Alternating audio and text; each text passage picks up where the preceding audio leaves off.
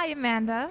Hi. It's so good to have you here at IDS in Cologne for EDRA, and thank you so much for coming. Thank you for having me. So, tell us a little bit more about your background. How and when did you decide to become a dentist?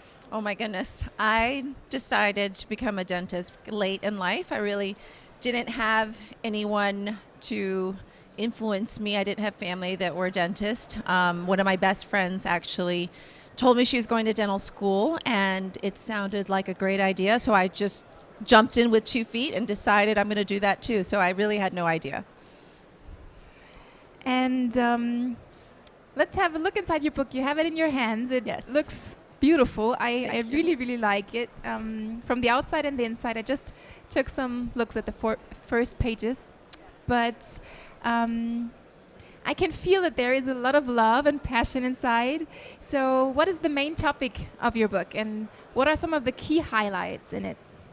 Well, obviously, you're going to learn a lot about the fundamentals of photography, from equipment to settings, proper framing, but a little bit more than that. It's about discovering kind of the artist within and understanding how through photography you can kind of discover your personal style, your love of what you see aesthetically and what we do every day in dentistry, and just the ever evolving art of photography. And I just discovering that inner artist within yourself. And what is the audience you're hoping to reach with the book? Anyone and everyone who, is, if you're a clinician, photography is for sure a part of your everyday, but more than just being clinical dentistry, it is about the artistic photography and dentistry that we do to create our brand, to create our image, to show our patients what we see in them and how we see them, so that we're treating not just the teeth, we're treating the person. And I think photography enables us that opportunity to show them those things. And what does photography mean to you? So personally, why is it so important to you?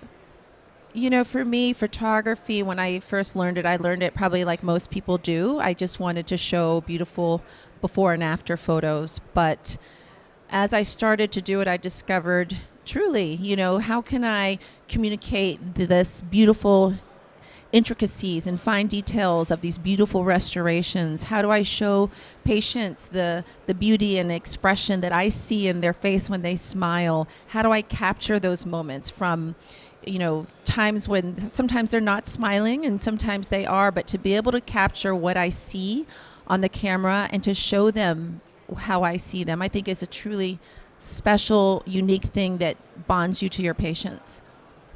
Yeah, I can feel that you're very passionate about your work.